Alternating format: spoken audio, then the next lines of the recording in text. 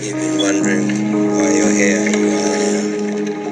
who I am, why I'm doing this to you. So guess. If you guess right, I'll tell you. By the old gods and the new, I swear. You win the game. If you can figure out who I am and why I'm torturing you, and I win the game if you beg me to cut off your finger. You think I'm some sort of a savage? If you think this has a happy ending, you haven't been paying attention.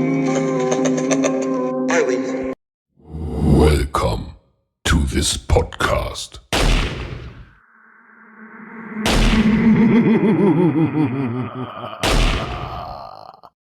Smoke weed every day. All right, welcome back to the Same Shit, Different Day, the podcast. Same shit, different day. What I made? It's good, bro. Episode 20. It's a landmark. Boom. How you like that? Craziness, right? Sort of like that knockout from this weekend. Cash it. We came to talk crap. We in there. I hope y'all was listening this weekend. Riding your boys' plays. Charles Oliveira, thank you, man. Did you peep the video when he went back home down to Brazil? Listen, man. They threw a party for him. Relax a little bit, all right? Stop being so aggressive. Jesus. Apologize. It was a good weekend, man. What are you, his fucking cousin? You could tell when it wasn't a good weekend. I went 1 for 4. Who the fuck is that guy? 1 and 4. 1 for 5. The guru. Go fuck yourself, man. All right, fucking asshole. Let's start at the fucking beginning. Let's do it. Bitch ass Lando Venata and even more of a bitch ass Mike Grundy. Yeah. Sounds like the inch between your nuts and your asshole. Yikes! Yo, that BJJ really came through for him. Oh, that shit was hilarious, bro. What you gonna do, man? That shit was hilarious. I was assuming, I'm glad after we spoke about it that you clarified, because I really was assuming, even when you said it, I'm like, maybe he looked back at his previous fights and sees a few submissions, so thinks to himself like, oh, submission guy. Right. You know, like I can see that. But there's a difference in certain submissions, you know. Certain submissions are obviously like from like a Khabib. He did was submit people. You typically see chokes. Even like, you know, Kimura's, not as much from the bottom, essentially. Like, jiu-jitsu guys get subs from the bottom. You know, wrestling is more implemented from a top game control. But either way, to be honest with you, I thought it was a close fight. I think the judging was batshit crazy. 30-27 in 2 different directions. That just can't even make sense. The fuck is wrong with you? Y'all should have to explain yourself in some sense for that, you know? Definitely, I agree. They've got to have some type of better reference system.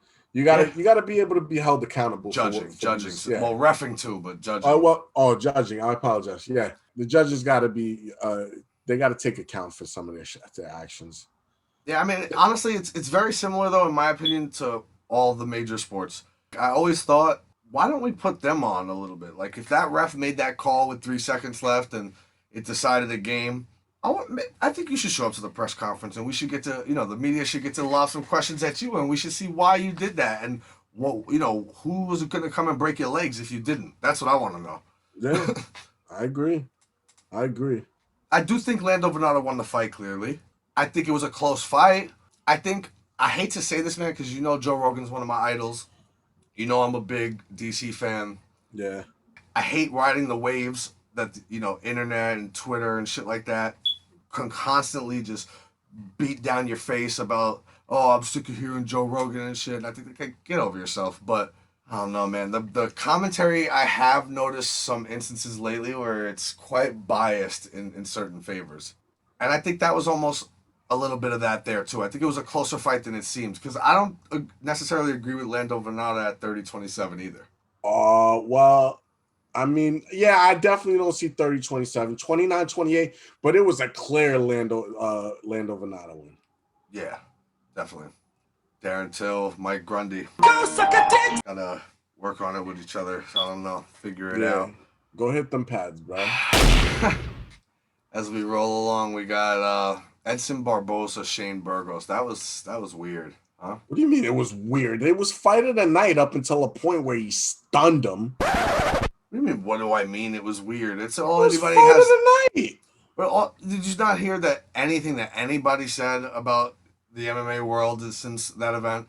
Which Could is care like less what anybody said. I saw the fight. That was a classic fight right there between the two of them. it was a scrap. Absolutely. Oh yeah. And we knew that, but I'm just saying he hit him, and like 6 seconds later, he realized that his legs went wild. Like I'm not saying anything wrong about it. Like I'm not accusing Shane Burgos of anything. You can't. I'm saying the I body watched. the body delayed, bruh. Yeah, but you find me another instance where the body delays like that with a strike to the head. So what you will see and what you can find in a few instances are a strike to the body.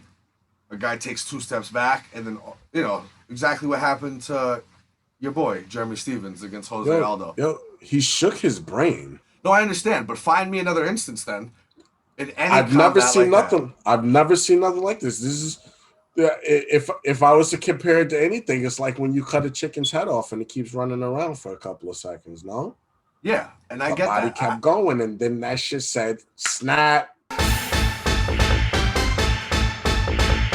It was at this moment that he knew. He fucked up.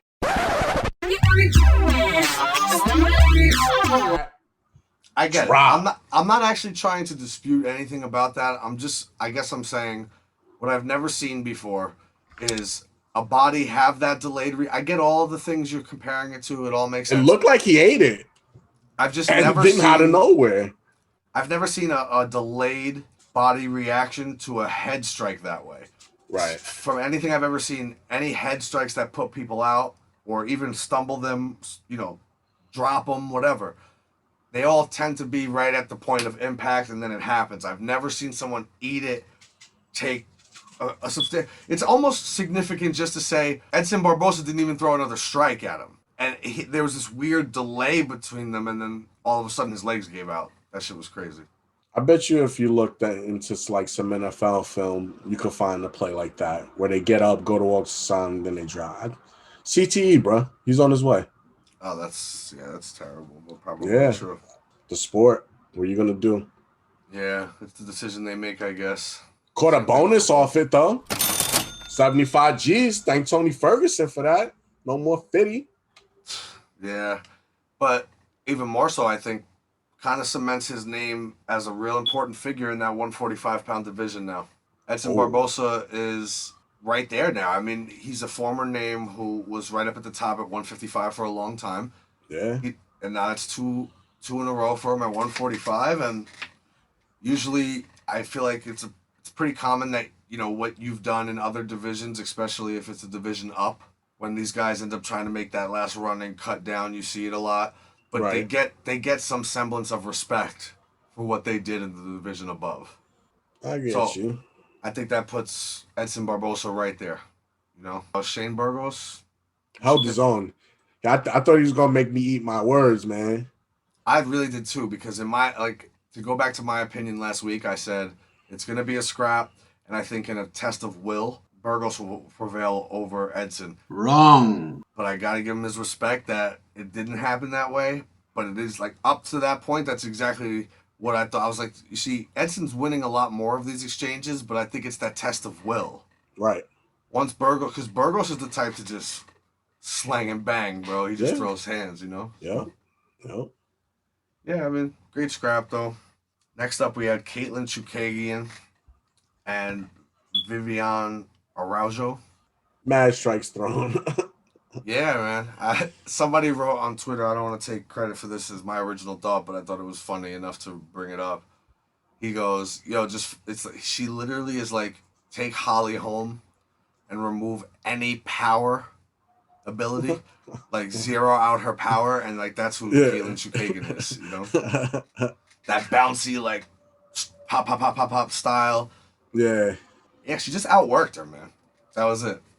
This was another one where the judging was a little flunky. A little suspicious, Yeah. but I do think she won. I can see how people, I can see how people have felt a different way, but I think she won. Yeah, I can't hate on Chukagian. She did her thing out there. She held her own. Araujo, go hit the pads. Are you aware in any? I know we try to keep it, try not to keep it TMZ, but are you aware of any of the backline storyline of Caitlin Chukagian leading up to the fight? How did she respond to that? So when she goes to the post-fight press conference, she goes, "Hey, listen, you like what you like." Oh shit. Okay. Yeah, no, obviously it was definitely a hack job. She had liked 130 fucking posts in like the last 6 hours of some very X-rated material. I won't be looking for that, but to each his own. Yeah, whatever, but I guess, what's the point of even bringing that shit up? That's why I don't like to. Moving along. I guess maybe it's because it felt like I was watching Pornhub while Beneil Dariush tried to exchange chest hairs with Tony Ferguson for 3 rounds. Yikes! Come here, girl. Let me whisper in your ear. That was disgusting. Yo, I expected better, man. I mean, I guess he had a game plan. He stuck to the game plan. That was one intense heel hook. Oh yeah, that was vicious. For him to eat that and then kick his way out of that, all props to Tony, bro. All Tony's props. I told you there's no finishing Tony Ferguson. That's why I laughed when you said it last week. I'm sorry. Win, whatever. Obviously, we've seen now he's lost 3 in a row. It's very possible that people can get a win off of him in his latest run. But finish him? No, we just watched 2 guys, literally one try to rip his arm off in the previous fight. Oliveira extended his shoulder beyond belief. You ain't got to remind me. It was disgusting. It was nasty. And then that heel hook was nasty too. And What the fuck is wrong with you? You're goddamn right. And I'll give Beneil that. I thought he was finished there. And if he had finished it there, I promise you, I would not have said a word. I'd have came in here and praised him. Yeah. That'd have been a big W. Look, it's still a big W. And maybe this is a little of my Michael Jordan gene, I like to call it, because I'm basically a kid from the late 80s and 90s where we had to just be a little tougher. You were forced to. There was no choice. We just had to grow up a little tougher at that time. You would get made fun of. You'd get picked on if you didn't stand up for yourself. And even if you did stand up for yourself, there was a likelihood it was still going to happen and you were going to have to fight through it. You already know. So I'm the type to be go out there and fucking finish him. Make a fucking mark. I'm not here to pity pat with you and be oh, good fucking decision victory. You want a shot at that title, you don't lay on Tony Ferguson. I don't know who Tony Ferguson is, but Tony, I agree. You don't lay on Ferguson. Yeah. No, for real, though. You don't. And it's not even about that. You know what I don't give a fuck who it is. I get what Beneil was going for here. Yeah. It's the name, right? Tony was the man in the lightweight division for many years. So let's get that fucking headstone on our plaque right now. Let's do it. I get it. Right. But I'm sorry. He's 2 fights minimum away from a title shot still. And we're talking about a division that's starting to clear itself out and make some 2 fights? Damn, that's at least. Wow. I thought at least if he came out pretty impressive next time, then he'd have to starch somebody. No, because just think about it, right? The winner of the Conor-Dustin fight will get the next fight against Charlie Olives, right? Yeah. And then I think what you do is it's clear matchmaking. Everybody's screaming, what about Justin Gaethje? I'm sick of hearing that. Justin Gaethje lost his last fight and got literally abused in there by Khabib. He did what he wanted. We don't have to talk about that again, man. I feel Justin Gaethje, what do you mean, what about, where is he? Where is he? Come back and get a fight, yo. Let's go. So you match him with Chandler, the former World Series of Fighting lightweight champion, the former Bellator lightweight champion. You let them go head-to-head, both coming off a loss in the title fight. I like that. Now think about Beneil Dariush. And there's different scenarios that could play out based on the way these outcomes go, too. But either way, whoever wins between Dustin and Conor gets the next title fight. Yeah. Okay. Then you match up Gaethje and Chandler, and frankly, that's going to be a fucking... brawl. Yeah. So whoever wins that is going to come off looking like, without a shadow of a doubt, the next challenger for the belt. It's true. So that means there's at least 2 more challengers way, way, way ahead of Beneil Dariush, and that's why I said 2 fight minimum. He's not getting there, I'm promising you. He'll get knocked off before he gets close, and watch him do something stupid like accept a booking against Justin Gaethje or something next, And I'm telling you, it's not going to be good. The top guys are going to beat him. Tony's just not a top guy anymore. I'm sorry to say it. That's what it comes down to. Yeah, that's it. Goddamn right. I agree. I'm sorry. I don't mean to shit on him. And it's like, I'm all about the grappling. I said it. I hate that I have to validate myself, but I say it 100 times over. Anybody could get knocked out on the feet throwing fucking bombs at each other when you're professional trained fighters. Right. But when you got two guys who you know for a fact are within a very close range of weight, size, and skill, and you are able to one of them is able to take the other one, hold a grown-ass man on his back and say, you ain't getting up. Hey, yo, what the fuck? Like, what if your kid was sitting there, like right there, he sees that's his dad, that another man you're not even fighting to get up. You can't get up. He's on top of you, and right now, if he wants, he can slap you. Obviously there's respect levels, but I'm all for the grappling. But nah, he admitted it. He admitted it in the post-fight press conference. He said, I can't believe he didn't submit to the heel hook. I get that. At that point, I really just said to myself, we've had a lot of success just using the wrestling and the grappling. Yeah. Why not just ride it out? I'll tell you why not. Because your boss is fucking Dana White. Exactly. That's not Bud Seeley. Exactly. That's Dana White. If you had come in and put a stamp on Tony tonight, who knows? With the way timing works out, Conor, Dustin maybe let's say it's a little bit of a war and whoever wins can't jump right back in right away. Maybe you do Beneil versus Charlie Olives next because there's nobody, and then whoever the Dustin Conor winner just fights them next. Maybe it could have worked out that way timing wise. Who knows? But now that was unimpressive. So if something were to happen, Gaethje will just get the shot. Well, he's about to have a kid anyway, so I don't think he was trying to come back too quick. And can we end on that, bro? There's nothing that mortifies me more than post-fight interviews when you just are really trying to make your way through the top. Now, I understand that not everybody is Conor McGregor, and I'm not asking everybody to be Conor McGregor. I'm not asking you to do that stupid WWE shit that Michael Chandler did last time either. I'm asking you to do something. But don't call out Elon Musk for the car. I get that you were trying to be cute and go viral. It wasn't, though, bro. This is I think he's really trying to get his Tesla, though. Man, call customer service, bro. This is the point where you need to call somebody out and ask for a head to put on the spike. Surprise, surprise, motherfucker! The king is back! You know what I'm saying? Welcome back to the Same Shit, Different Day, the podcast. Some technical difficulties. Sorry about that. And we back. But yeah, man, I just didn't like the call out. I get you wanted to be cute and shit, but I think it was time to ask for someone's head on the spike, especially after a lackluster performance. I'm gonna go back to, I don't think he has plans to be in the octagon for next couple of months. So why not? Why not be cute? Get your back order to the front order. Get that Tesla in the driveway for the baby. Yeah, I guess. Whatever. Main event was quite a slugfest, though. Quite a fight. It was entertainment all the way through. A lot of high energy. I was nervous throughout the whole thing for some reason. I had that nervous energy. Said it once and I'll say it again. I don't know where my man Herb Dean was, but if he was in there, Michael Chandler would be a champ right now because he would have stopped that way too soon when he had him hurt in the first round. So there's your, but I have to throw him a bone here. I'd hate to throw it to him, but maybe I'll just throw it to all the referees that have this job.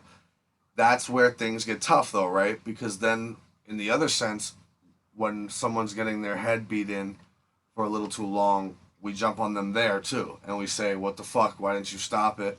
No, this was great reffing.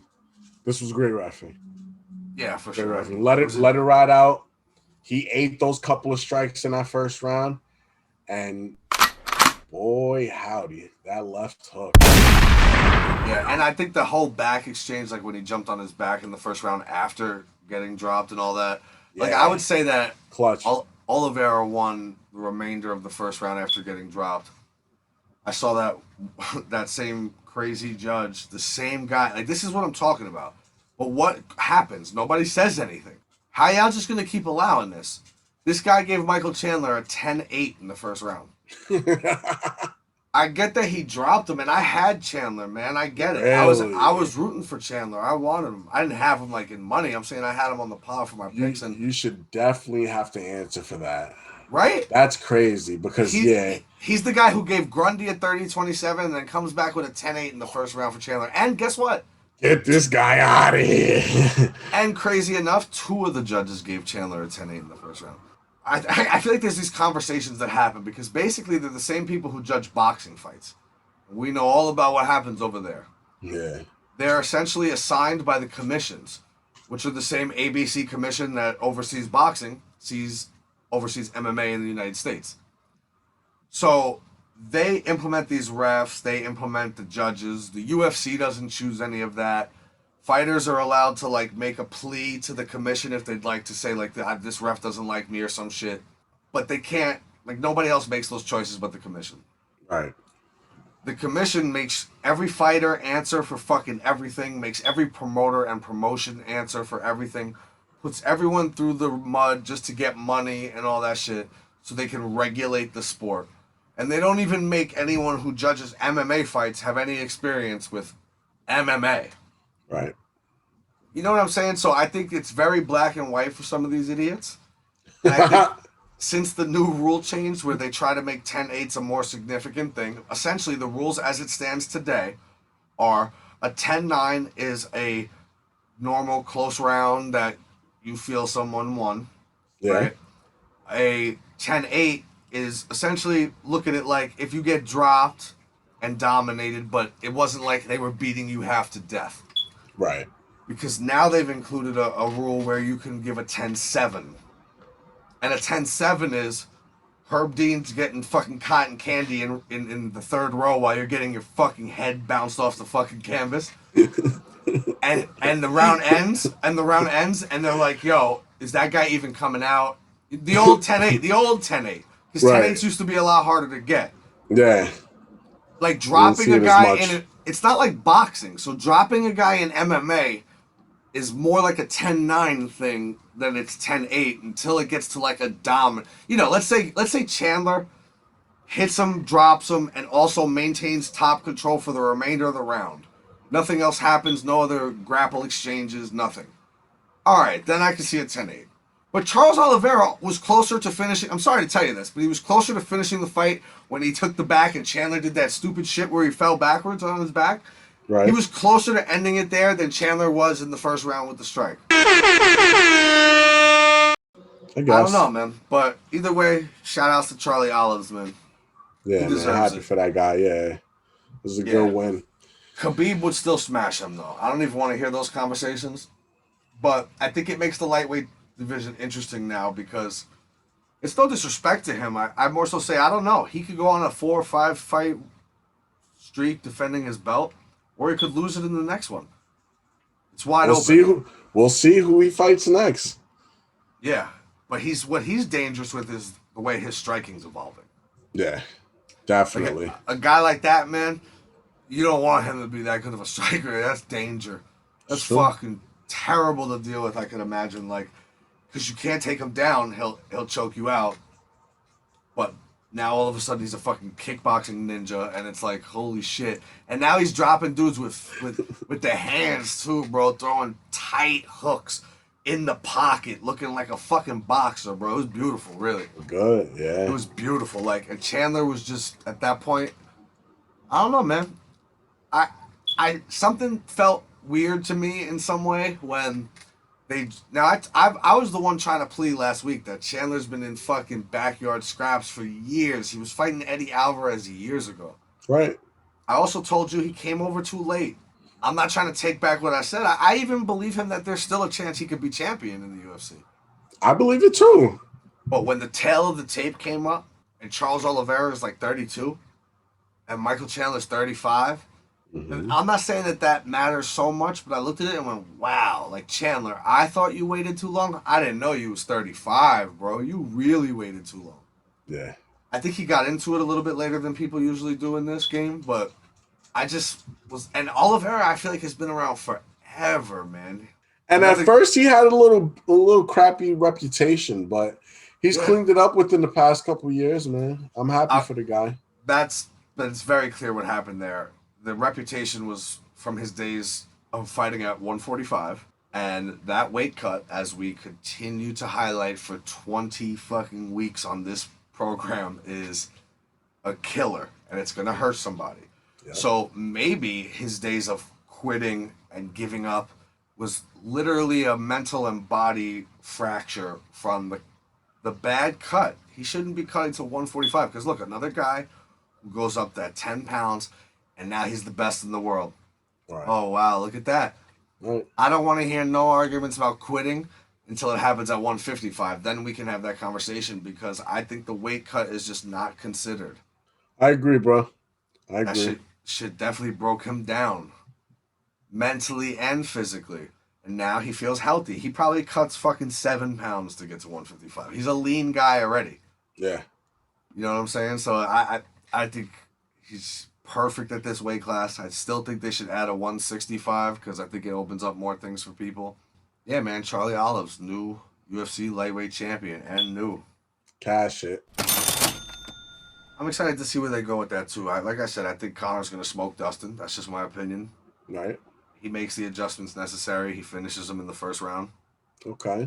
Without a doubt, then they line that up as the next fight. There's no doubt about it. Yeah, there's no question. But I don't know how that goes yet. I don't know. I have to see more. I got to see how well he smokes Dustin. And if, whole nother conversation altogether if Dustin wins. But I want to hold out hope that I think Conor smokes him in this one. And as long as it's as crisp as I believe it's going to be, yeah, I'll be more in favor of...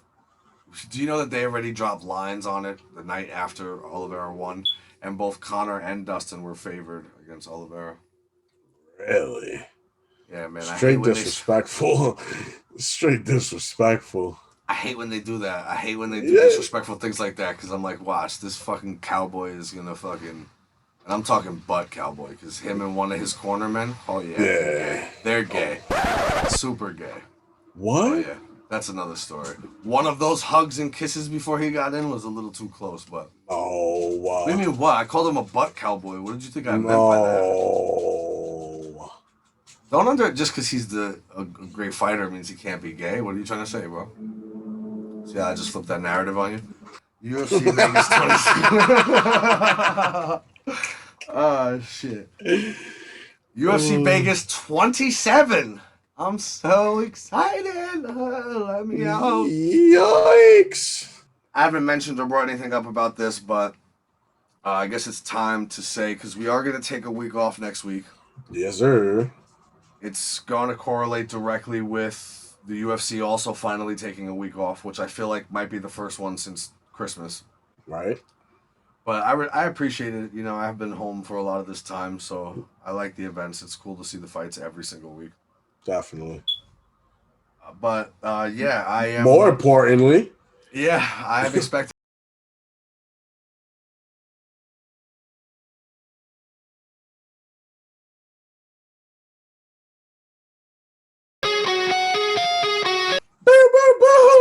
Boom! Yeah. I love it, kid. I'm excited. She is due this Saturday. I'll probably drop this a couple days before that, and then we will take the week off to enjoy the festivities, and we will be back in 2 weeks, but I will be back as a father. I'm joining the fraternity. Come join the club, man. It's fun.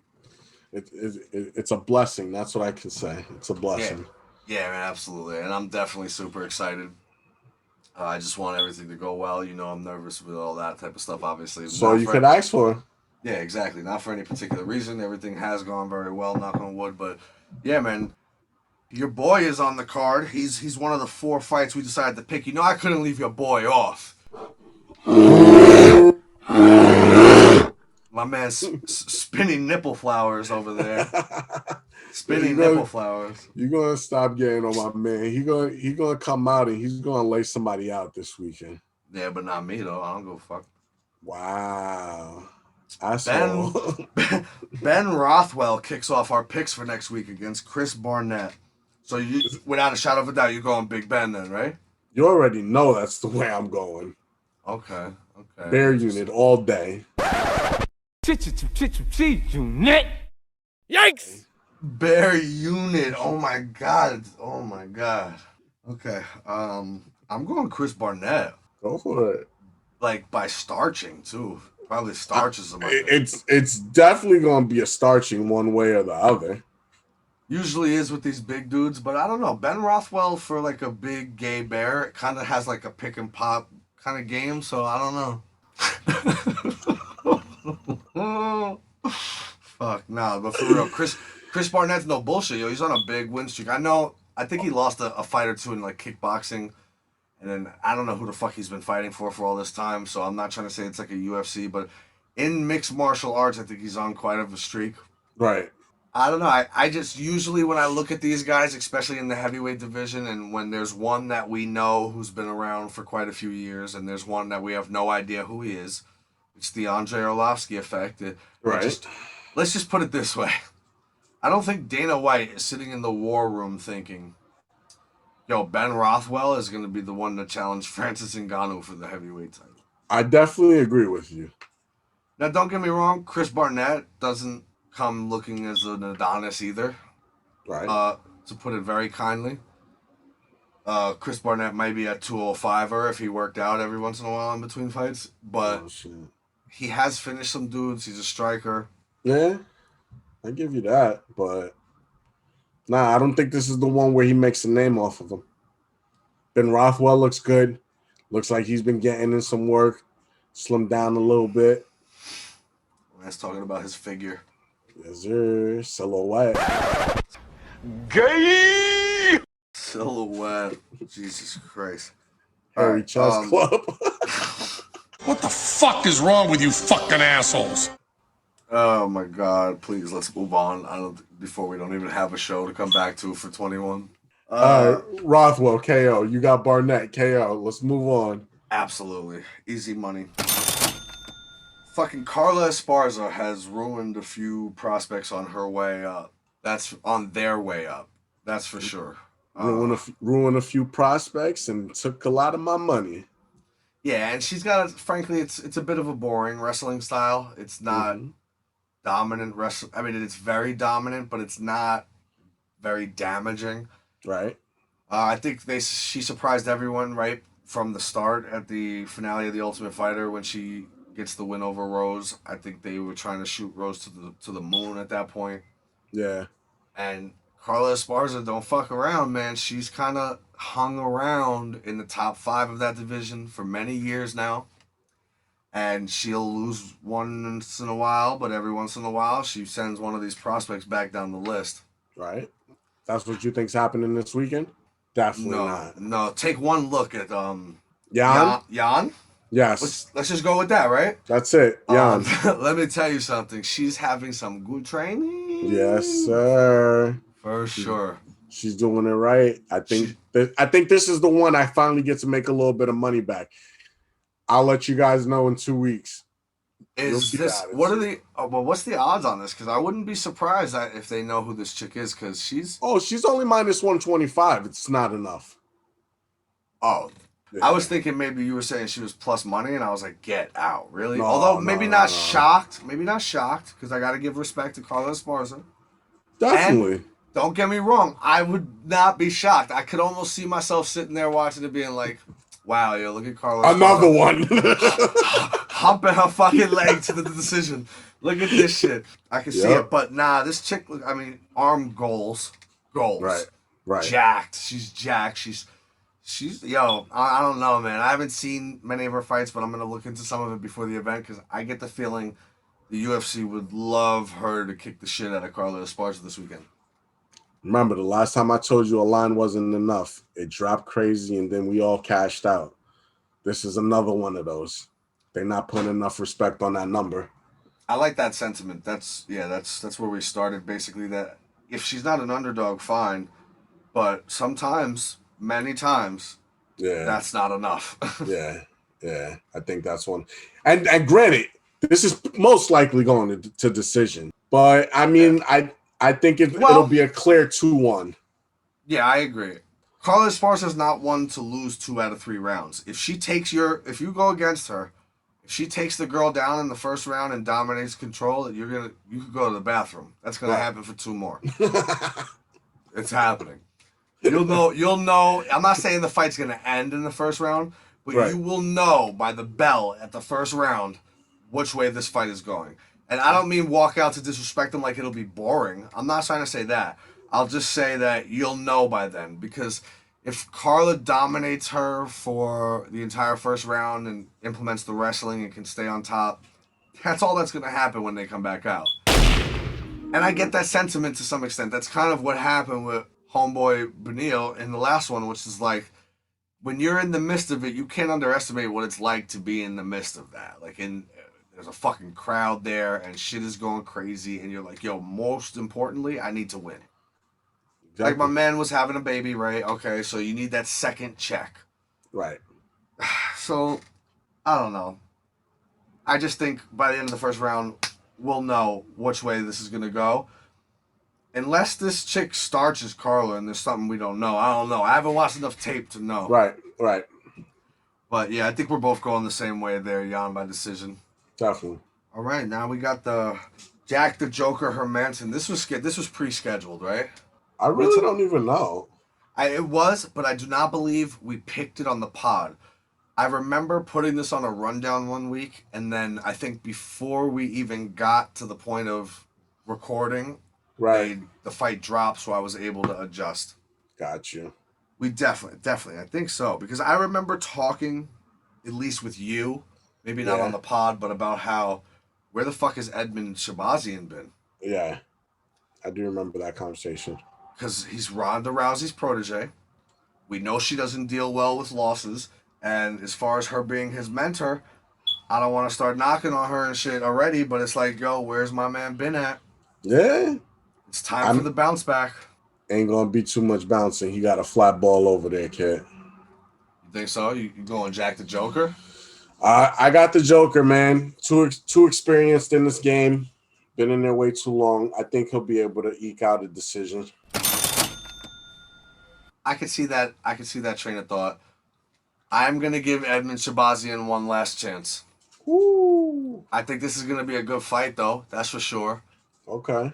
I think Edmund is very skilled. I don't want to just, like, my feelings about the way the Ronda Rousey situation played out, I'm trying to leave that away from my opinion on Edmund Shabazian, because I think he said the right things after the first loss. Right. But, man, constant narratives, as we always talk about on this show. I need to see that bounce back, man. True. I need to see what you bring to the table. And honestly, Jack Hermanson, in that experience, while you are right, his experience is much lengthier. I think there's losses in that experience, too. And I'm not saying that's the worst thing, but I think some of them weren't so pretty. I'd be the first to tell you, yeah. I agree. Yeah. And I don't know. I think I'm giving Edmund Shabazian that one last chance, because if he bounces back well, he don't even have to finish him. A good scrap, win a decision. Obviously, it'd be great if you finished him, which he might. I'm not saying he's not going to either. I'm just saying he's at this point where he just needs to prove his mettle now. Like, he needs to prove who he is now, coming off that first loss. I agree. So let's see. I'm going Edmund Shabazian. Who the fuck is that guy? Jack Hermanson. Let's get it. Okay. Main event. New England Cartel. Rob Font. Something about those guys that I just like. I like the way they train. I like their attitudes, bro. I like when they get in that cage, they want to scrap. Yeah. I went back and forth in my mind on this one a lot. I am very fearful of what's left of Cody Garbrandt's chin. There's no doubt about that. You have to be. I'm sorry. You have to be. I get it. I'm not saying it's fair. I know that it was a juicy needle butt. TJ Dillashaw. That fucking Dillashaw fucking dropped him in that second round of that first fight, and it's kind of been bad since then. It's true. I loved the knockout of Assunção, but if you really look at that entire round, it wasn't always going so great. His performance against Dominic Cruz in that championship fight, though, it's like otherworldly, really. I mean, where'd that guy go? Yeah, I agree. It's needle butt. Needle butt TJ Dillashaw fucking kicked it out of his head. Yeah. Fucked him up, bro. You know what else is fucked up, too? don't quote me on this 100%, but I'm almost pretty sure Chris Holdsworth is like a beloved coach with Team Alpha Male, the Uriah Faber, Cody Garbrandt, and all them, right? He was a fighter himself, great wrestler, fucking dominant guy. And if I'm not mistaken, I think TJ Dillashaw hit him with a strike in training that essentially ended his career. Yeah. And like he can't really go back out there and fight anymore. So Dillashaw essentially was throwing them Hulk needle butt strikes for many years and hurting people. And I just think it's taken a toll. But I just watched my man do an interview. And yo, beard game is strong, son. Yeah. So I'm taking Cody Garbrandt by KO. Oh shit, nice. Yeah, the beard game is strong, bro. He's gonna come back on this one. Watch. All right. Well, I've got Rob Font. I told you something about that New England cartel clique that I'm trying to get down with. He's got a KO on Marlon Moraes in the last fight. You already know New England cartel what it do. Like I was saying, Moraes with the KO last fight took out Ricky Simone, Sergio Pettis a couple years ago, bro. He's got a resume. Cody Garbrandt's next. Ooh. I like the way you delivered that. Thanks, bro. Bang, bang. Gunshots. All right. I respect it. I mean, I did call Cody Garbrandt Chinny Garbrandt in the rundown. Yeah, definitely. So, but, you know, I think I don't know. When I seen that beard game, bro, beard game strong. I like it. I feel it. About it. I feel it. I'm telling you, since he's put that beard on, he's been looking a little better again. I'm saying, man, it might be the week you catch up. Who knows? Wow. Yo, you could really go fuck yourself. Asshole. Definitely, I know. Shit. Well, all right. That wraps our MMA coverage for the week. Some other shit. Yo, breaking news. Some dude tried to break into Derek Lewis's car a couple hours ago in Texas. Oh, that big mistake. What a bad day. Damn. Derek Lewis KOs him at the car. Wow. And then the cops pull up, have to fucking crack smelling salts in his nose just to put him in the back seat of the car and get arrested. Hate to see it. That's a bad day in the office. That's a bad day in the office, yo. And then the cops thank Derek Lewis for helping the community battle crime. You already know how it is, man. Give that man a civil servant award. Bugging, though. Talk about the wrong car, man. That's fucked up. Unbelievable. In other news, we got Johnny Bones Jones out here. Talk about, I actually am enjoying the downtime. You're enjoying the downtime. You missed 26-31 with downtime, bro. Are you fucking kidding me? What the fuck are you talking about? What are you talking? Oh shit! You're enjoying the downtime. You're the Michael fucking Jordan of this. It's true. And you didn't go play baseball for a season and a half. You did hard time almost, essentially. I mean, you didn't actually go to jail because you snitched on people and shit. But at the end of the day, you failed steroid tests. You did mad crazy shit. You've been sitting out for years. He's got to get in there. Johnny Bones Jones is up into 32 now. Yeah. From where? He was dominating at 26. It's been 10 fucking years already. Enough already. What do you mean? Bro, my man is big. I've seen some pictures. He's pretty jacked. Yeah, I hear you, man. That's awesome. And what is he trying to do? Win Mr. fucking Olympia? I don't give a fuck. He don't want to fight Ngannou, bro. That's what it is, yo. And you know what? I say it. I don't blame him. Neither do I. Yo, he gonna tarnish his whole shit, man. Not that I don't know. There's this fine line of you can never believe in the internet trolls fucking with you or let that affect you unless it's true. Right? So that's kind of how I like to go about it. It's in some sense, if it's completely bullshit and we know it's bullshit and you just write it off, even though 100 people write it in your comments on Instagram, I'm cool with that. But if it's true, it's true, it's true. If it's true in this room, it's true in that room. If it's true, it's blue. It's fucking true. Right. Well, then it should affect you in some way. True. And bro, at the end of the day, if Derek Lewis pulls off a win and you got to go beat him up for the heavyweight title, don't nobody care about that. Right. The interesting part about the Francis Ngannou fight is that we think he may have a chance to beat you.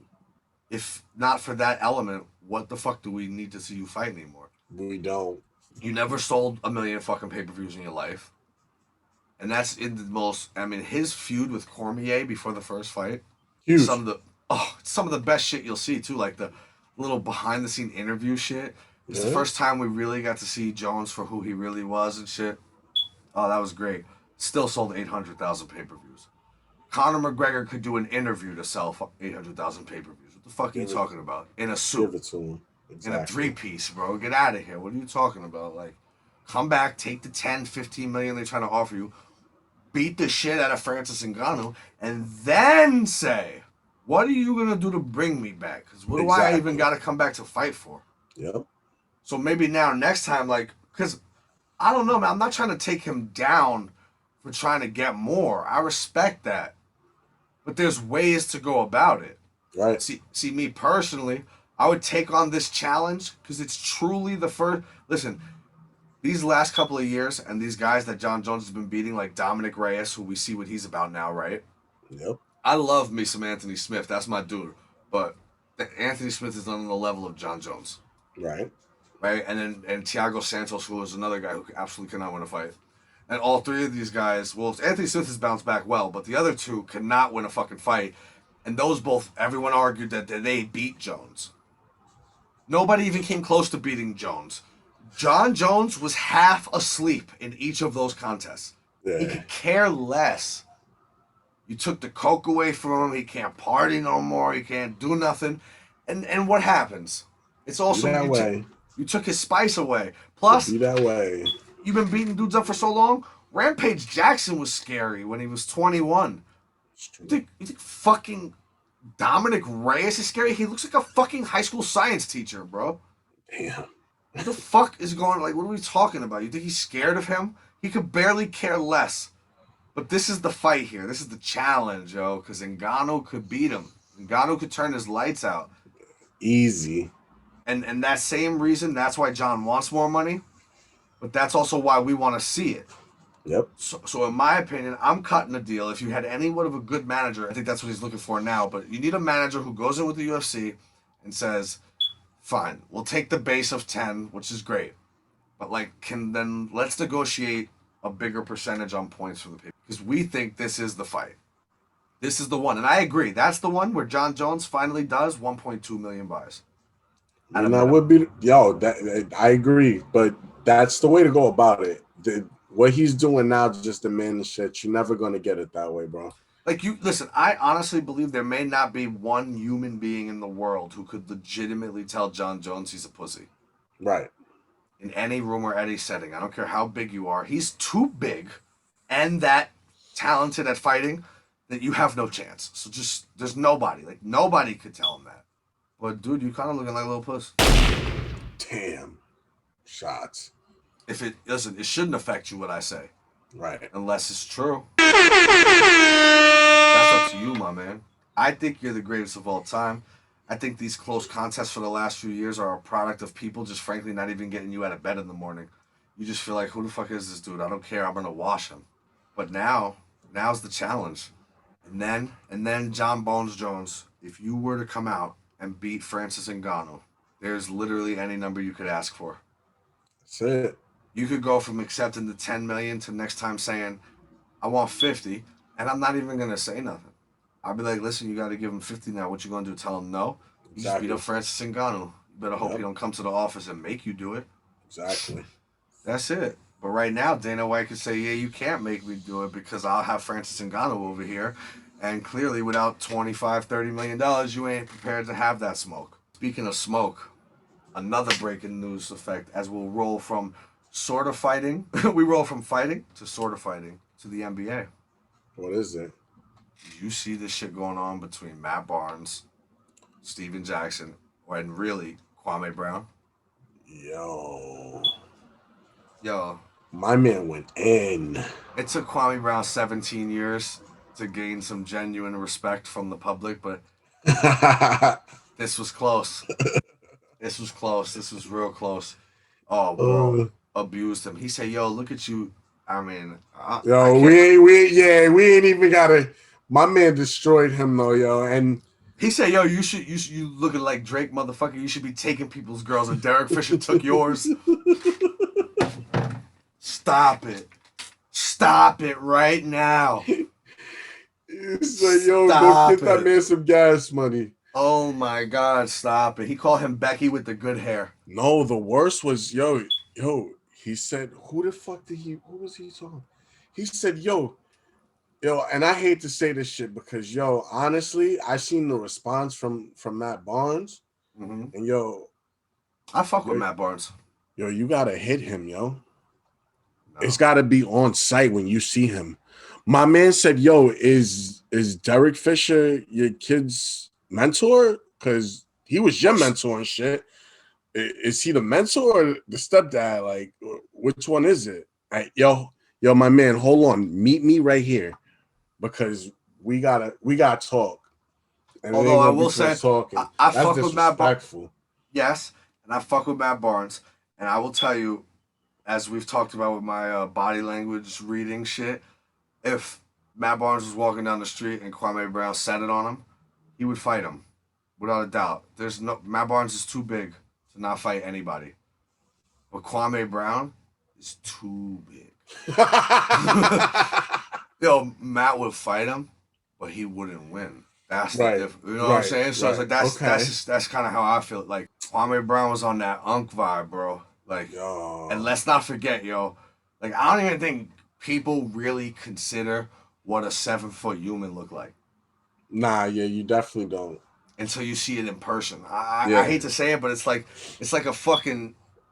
And not even a skinny, tall 7-footer. No, like a built 7-foot.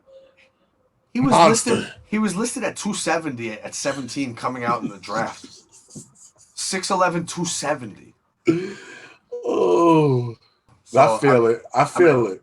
So I think Matt Barnes was like, I think he held his own. What I find funny is Steven Jackson, because Steven Jackson has lately been making a very serious and concerted effort to be a man of Muslim faith. Okay. Like, no bullshit. Like, he really is. Like, not even making jokes. But I think it's well documented in his previous life that my man is a straight up gang member. Right.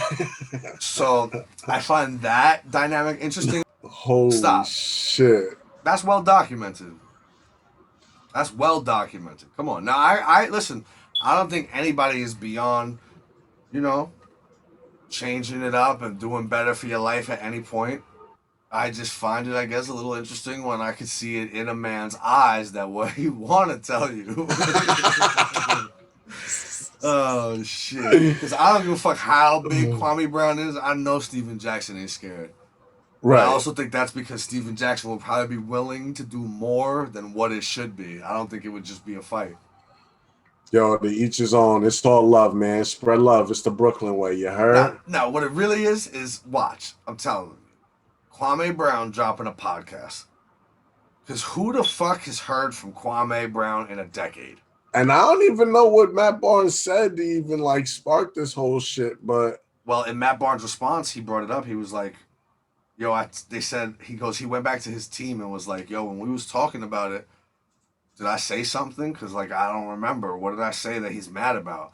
Yeah. And he went back and looked at the tape, and they say at one point he, did this and, hit his hand off Jack's leg.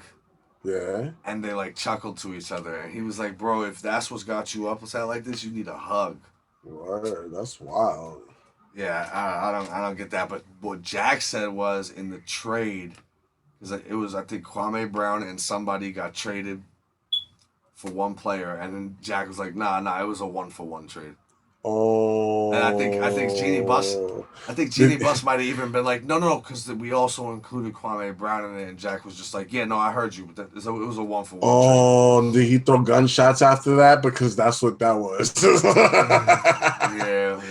Oh, shit. Yeah, that's mad disrespectful. I think Steven Jackson's throwing a few real gunshots in his day, so I don't know if they're throwing him on the pod, but alhamdulillah, I guess. Getting spicy this week. Yo. NBA playoffs kicking off. You already know, kid. Brooklyn. Fuck Brooklyn. Yo, shout out to the Knicks though, man. They did their thing this year, bro. Word. Yo, I appreciate that camaraderie, yo. And as for the Nets, go fuck yourself. Wow. Fuck the Nets. I hope y'all get swept in the first round. I can't wait. I hope y'all do make it to the Eastern Conference Finals so we could whip that ass. Yeah, you hope. But more than likely, you know what? I'm not here to say the Knicks are going to get to the Eastern Conference Finals. I have at least committed myself to saying I think we could get out this first round. I still stand by our 10-point bet for the pick season. Philly going to beat that ass if you get there. Because I also just want to point out, Milwaukee also sort of emasculated the Nets a few times towards the end of the season. Wow. But fuck all that, all right? This is a Knicks town, baby. You understand? I feel it. This is a Knicks. Do you feel the electricity in New York from the Knicks making the playoffs as a fourth? Wait, hold up. The Knicks are hosting a home playoff game to start off. They don't even wait. They're not even in a play-in. LeBron's in the play-in. Shout him out. Say that again. Steph's in the play-in. Say it again. What? What's going on? Julius and the Knicks are getting not just not in the play-in. Yeah. Not even just avoiding Milwaukee or the Nets or Philly in the first three. No, a home playoff game.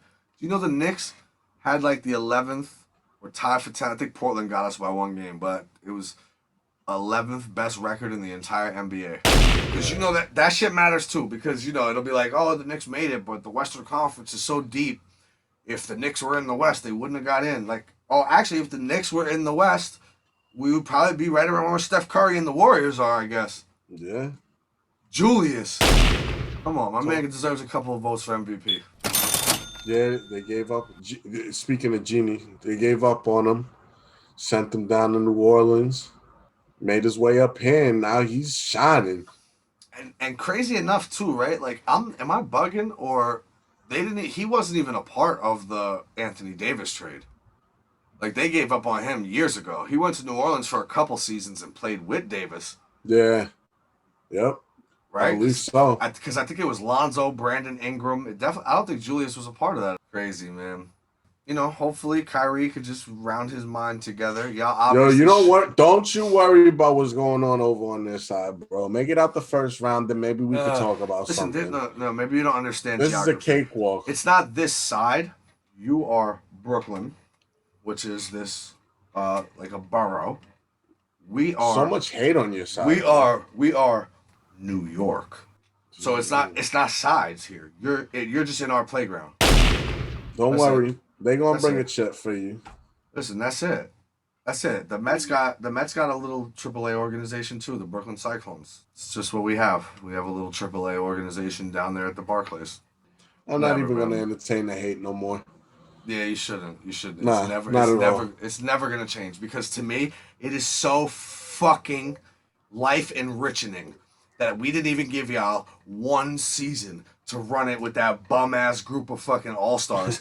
Nah. We stole your shine from day one, because the Knicks still a shine until they win the chip, bro. Oh, I love it. There is no chip. It's not happening. Okay. Stop it. They play no defense. Think of all the teams that are left that are solid, that really have a chance. I'm not saying the Knicks are one of them. I think the Knicks are going to make a little bit of a run here, and I think whoever they get, if they can make it past Atlanta, whoever they get in the second round, they're going to take a chunk out of. And that team is going to have a problem moving forward. Just keep the same energy moving forward. All right, don't worry. That energy will be kept. But my point is, look at the other teams that have a legitimate chance at this. Philly, Brooklyn, Milwaukee in the East. I think even if the Lakers in a play-in, you got to say the Lakers right now. They could lose tonight, but let's just say the Lakers, or tomorrow, whenever it is. All right. Let's say the Clippers. even though they did some real pussy shit at the end of the season, that's also going to get them fucked up momentum-wise. Let's say, I mean, I guess you got to give Phoenix and Utah. Can I split Phoenix and Utah? Can I just say I'll give them each a half of a chance? That equates to 1, because let's be real. Unless Chris Paul could do something wild with Devin Booker. I can see that. Utah? No way. I wouldn't be surprised if Utah got bumped in the first round. I don't know. There's only a few teams, and all of those teams, even if I give it into like the Clippers too, the Lakers, I guess, I mean, Jamal Murray gone. You can't say Denver. I don't know. But let's say Phoenix, whatever. My point is, every one of them also plays defense, except for Brooklyn. They score the most points. They do. They do. Because they're not exerting any energy on the other side. But this is the playoffs now, so things change. The game slows down. Okay. It's not just a free-flowing game every single night. The tensions are high. Yep.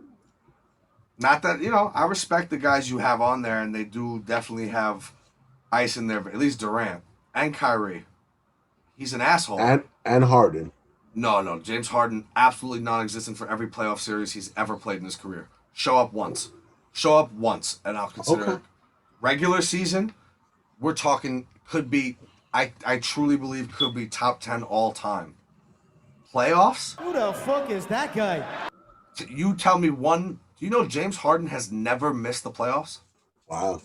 Never. Like, went from the Oklahoma City days of just, he wasn't even there the first 2 seasons when Durant and Westbrook came on board to lose still. Came next, and then never missed the playoffs his whole career. You name me one playoff game you could say, yo, but remember that night James Harden went off in the playoffs? I'll wait. Oh, no, sorry, I'm going to have a baby Saturday, so I need to go now. You're never going to find it. He's not had one.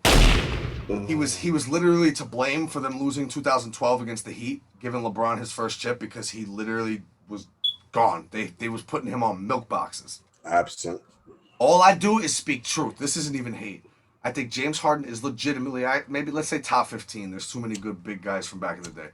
Like top 15 maybe all time in the regular season. All right. You don't have one fucking memorable playoff game on his record. And all the shit I talk about Kyrie, I wouldn't take Kyrie on your favorite team. I fucking hate him. But he got that clutch gene, bro. Do I feel confident about him rising up with seconds left? Of course. How could you not? Right. Yeah. On the biggest stage of them all, he drained that. Yep. So you got to have respect for him. I will not respect James Harden until I at least see it once. Give it to me once. And frankly, on this team, he's never going to get the chance because he's the most humble of the 3. And when the playoffs come, this is all cute and fun. All cute and fun in the regular season. But when the playoffs come around, if it ain't KD, Wolves gonna eat, baby. If it ain't KD, it's Kyrie. James Harden ain't even going to get the chance. I just don't see it. Not in this setting. We'll see, though. It's gonna be fun, man. I can't fucking believe the Knicks are in the fucking playoffs at all. It'll be fun. Definitely. I can't wait, man. Big ups for New York City, though, too. Like, we need this shit. It's been miserable. Big W in the sports world. Definitely. And I mean that on both sides. Like, I would say, obviously, it's probably like 85% excitement from the Knicks and maybe like 15% for Brooklyn. But okay. It's still a stand-up moment for all of New York. I'll take that. Fuck it. And why stand up? The state and the borough just excelling. Let's go. There we go, this guy. Oh, it's not a borough? What would you like? You want it to be its own state? It's not. It's not. Soon enough. What? Soon enough what? What? Is Brooklyn breaking off to be a peninsula? What the fuck are you talking about soon enough? Soon enough. You'll show some respect, yo. Maybe 2 championships in, whatever. Oh, Chris, I promise you, I will buy you a fucking Ferrari if that happens. Oh, man. Oh, God, you got to be kidding me. 2 championships in. Yo, I like those odds. If you don't even make the finals this year, I will proceed to talk about it every day. I don't care. We could be in the dog days of summer watching baseball game number 111, and I will still be mentioning you not making it to the finals. You better win that shit. You better win that shit. And let me tell you something else, yo. Don't change that hat after they lose. I want to see that shit back. I want to see that shit back. Yeah. Don't let that shit become a dust collector in the closet all of a sudden. I know how you roll. You know how I does. Man, I think that's it for today. Let's get it. It's a good one, man. 20 episodes. We're going to take a little break. We're going to be back with episode 21 in 2 weeks. About to have a baby. Exciting, kid. I guess you could say, but kind of not for me, but for at least a couple more days. Same shit. Different day. You already know, brother. Love you, kid. I'm going to catch you on the other side. Already know. Later, brother. Peace.